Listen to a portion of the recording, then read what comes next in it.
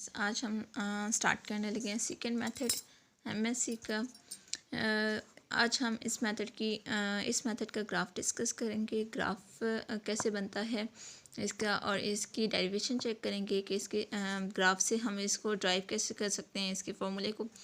ये बहुत important method है, पेपर में बहुत बार आता है। इसकी डेरिवेशन और इसका ग्राफ ही आपने एल्गोरिदम में लिखना होता है। एल्गोरिदम बहुत ज़्यादा पेपर में पूछा जाता है सेकंड मेथड का, तो आपने इसका एल्गोरिदम यहाँ से तैयार कर सकते हो, इसका ग्राफ समझ सकते हो कि आपने इसका ग्राफ बना कैसे है और इसके ग्राफ से फार्मूला कैसे ड्राइव हुआ है।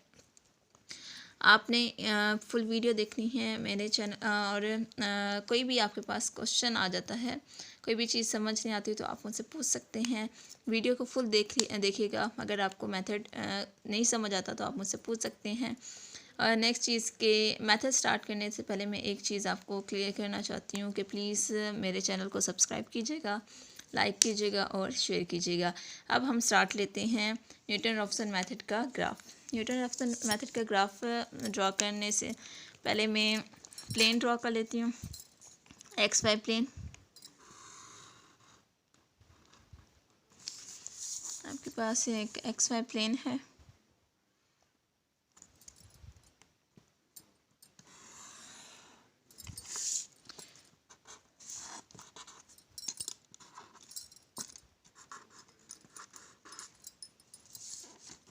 ये मैंने क्या ड्रॉ कर लिया, प्लेन।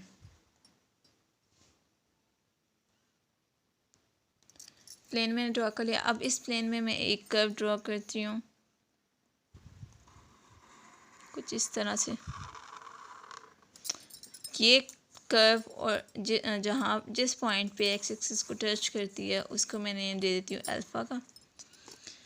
अब इसी कर्व पे दो पॉइंट्स हैं से, एक पॉइंट है पी और एक पॉइंट है क्यू। इन दोनों पॉइंट्स पे मैं क्या ड्रॉ करती हूँ, अब एक टेंजेंट ड्रॉ करती हूँ। यहाँ पर मैं एक टेंजेंट ड्रॉ कर लेती हूँ।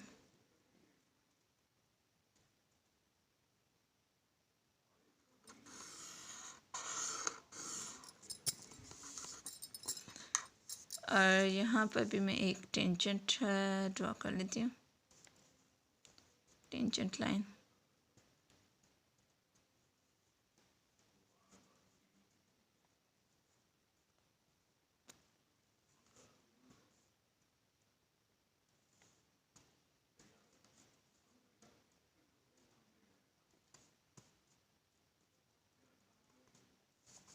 चलिए थोड़ा सा ये ख़राब हो गया है, वेट, ये कुछ इसका चेक करती हूँ।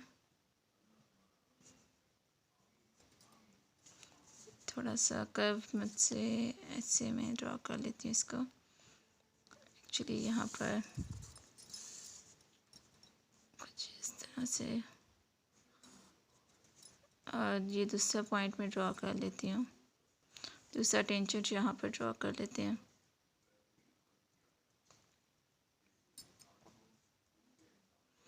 ये थोड़ा इस तरह से कर्व डीप जाएगा, तो दूसरा पॉइंट्स यहाँ पे ड्रॉ कर लेती हूँ मैं। एक्चुअली थोड़ा सा ये मार्कर लाइंस की वजह से यहाँ पर ये लाइन क्लियर नहीं हो रही, तो ये लाइन जो है ये यहाँ पर सेकेंड बनता है। सेकेंड होता कैसे है कि सेकेंड है क्या, आपके पास एक कर्व है, इस कर्व पे कोई भी लाइन दो पॉइंट्स पे आके टच कर रही होती है तो उसको हम सेकेंड बोलते हैं। ये से मैं कहती हूँ कि एक लाइन है, ये इस कर्व के दो पॉइंट्स पे टच कर रही है तो ये इसका सेकेंड हो गया। और टेंजेंट क्या होता है, कोई भी एक कर्व है तो उसको एक पॉइंट से पास होती हुई लाइन जो होती है वो इसका होता है, टेंजेंट होता है। सेकेंड और टेंजेंट में मैंने फ़र्क बता दिया। अब पी और क्यू के कोऑर्डिनेट्स लिख लेते हैं। X n minus one, f of x n minus one, और पी के कोऑर्डिनेट क्या हैं, x n f of x n. ये इसके कोऑर्डिनेट्स हो गए। अब हमने क्या करना है, पी और क्यू की स्लोप फाइंड करनी है। स्लोप का फॉर्मूला आपके पास क्या होता है, look at this, slope equals to y2 minus y1 over x2 minus x1। यहाँ पे पास स्लोप का फॉर्मूला हो गया। और आपके पास क्या है, कोऑर्डिनेट पॉइंट क्या हो गया आपके पास, कोऑर्डिनेट पॉइंट क्या है आपके पास, xn -1 f ऑफ xn -1, और दूसरा पॉइंट क्या है xn f ऑफ xn। ये दो पॉइंट्स हो गए। इसको आप क्या करोगे, फॉर्मूले में पुट करोगे तो आपके पास क्या आ जाएगा, f of xn prime equals to y2 की जगह y2 की value xn -1 minus f of xn -1 over x2 की जगह x2 की वैल्यू xn माइनस xn -1। ये आपके पास क्या हो गया, इसका पॉइंट पी ओ क्यू का पॉइंट पी ओ क्यू की स्लोप होगी। अब आप क्या करते हो, by using Newton Raphson method, हम न्यूटन रॉफ्सन मेथड को यूज़ करते हैं by using Newton Raphson method. Newton Raphson method को यूज़ करती हूँ मैं यहाँ पर।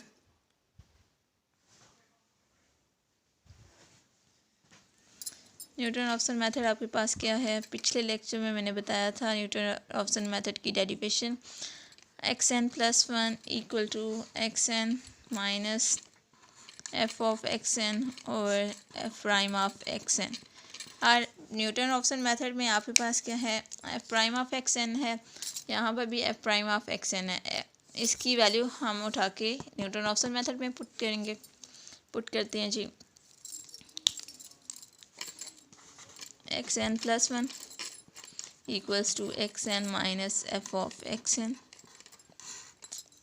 और f of xn minus f of xn -1 over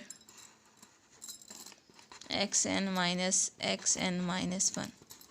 ये आपके पास क्या हो गया, फॉर्मूले में पुटिंग होगी। पुटिंग होने के बाद हम क्या करेंगे, इसकी फर्दर डेरिवेशन करते हैं, फर्दर इसको ड्राइव करते हैं, चेक करते हैं फर्दर इसकी derivation. Look at this,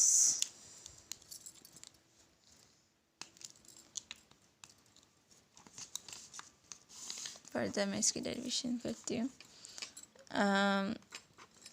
xn +1 equals to xn minus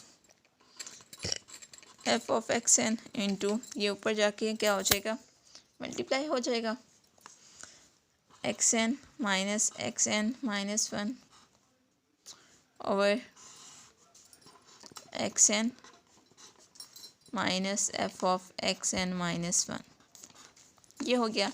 अब इसका एलसीएम ले लोगे तो आपके पास एलसीएम क्या आ जाएगा, f of xn minus f of xn -1।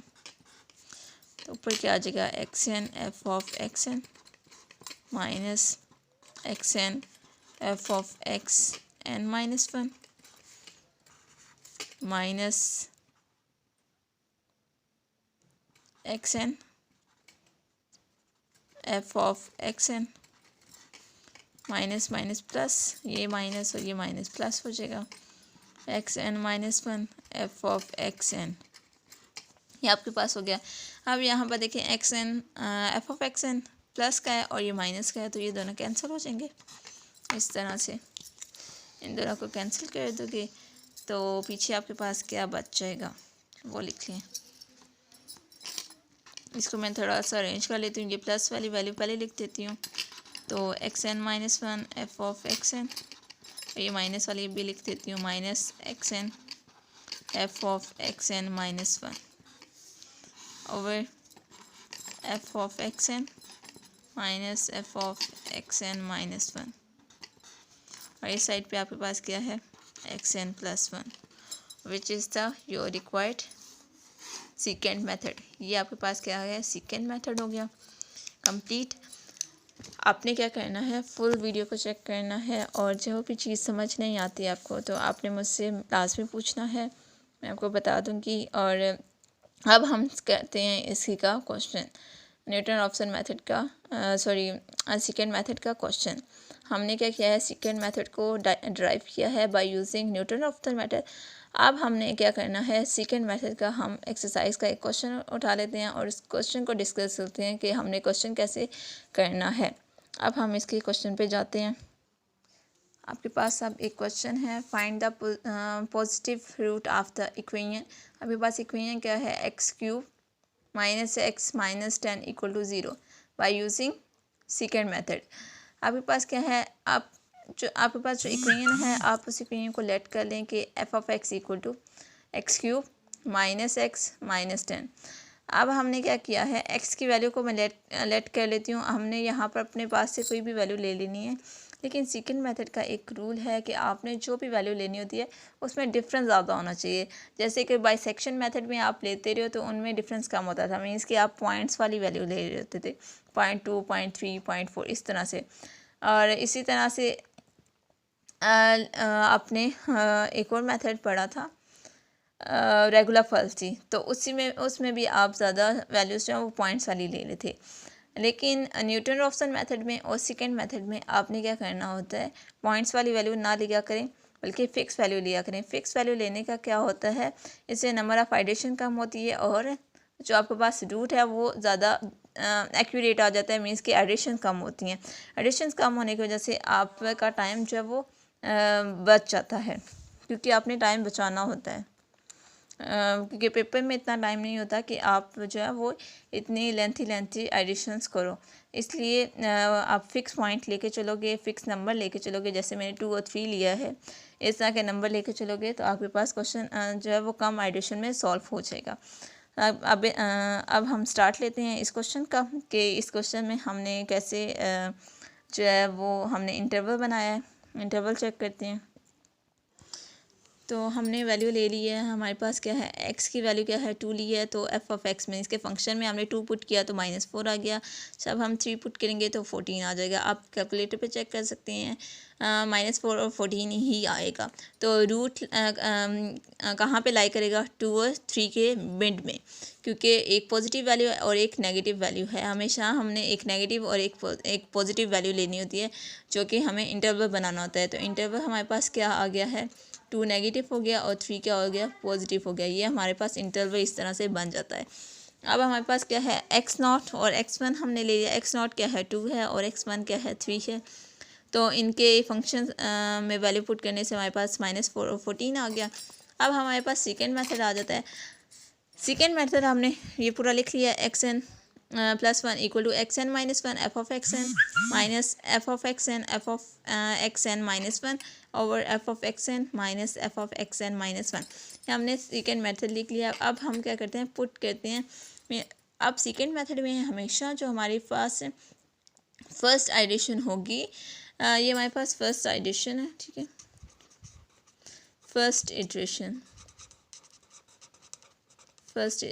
है हमारे पास सेकेंड मेथड में जो फर्स्ट एडिशन होगी वो हमेशा n इक्वल टू 1 से स्टार्ट होगी। मीन्स कि आपने हमेशा n को 1 पुट करना होगा सेकेंड मेथड में।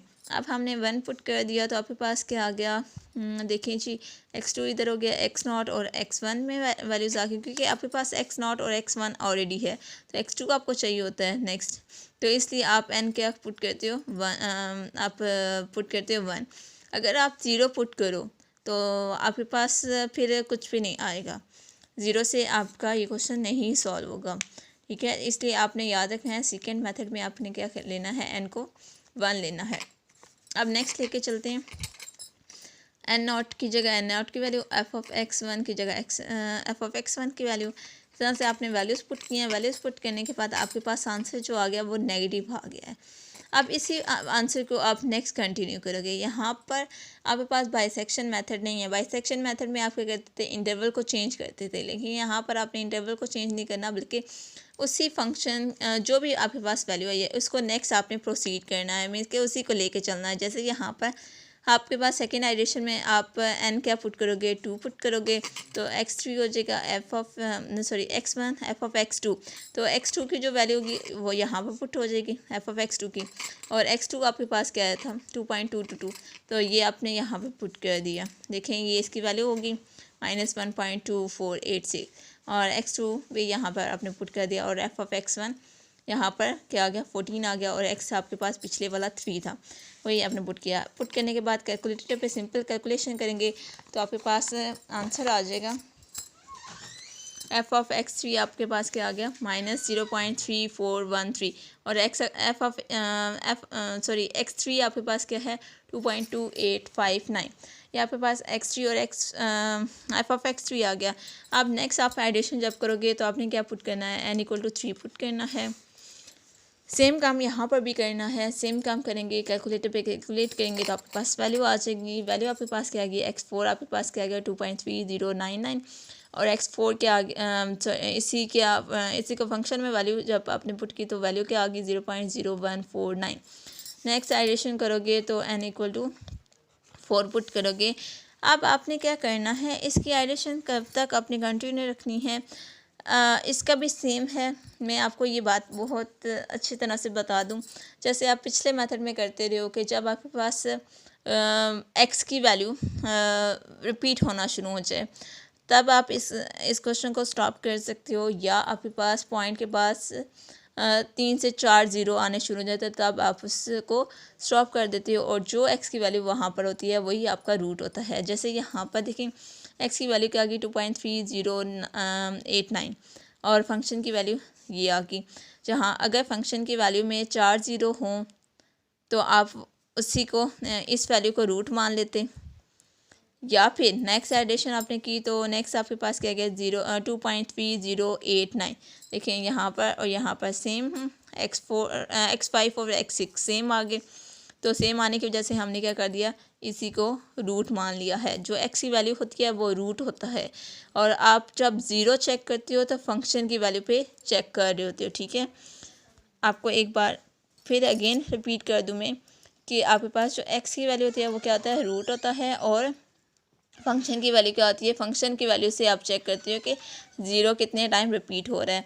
ओके स्टूडेंट्स, यहाँ पर मेरा क्वेश्चन कंप्लीट होता है। अगर आपको मेरी वीडियो पसंद आती है तो प्लीज़ मेरे चैनल को सब्सक्राइब कीजिएगा, लाइक कीजिएगा और शेयर कीजिएगा। और आपको कोई भी क्वेश्चन हो तो आप मुझसे पूछ सकते हैं। अपना फ़ीडबैक मुझे मस्त दीजिएगा। ओके, अल्लाह हाफ़िज़।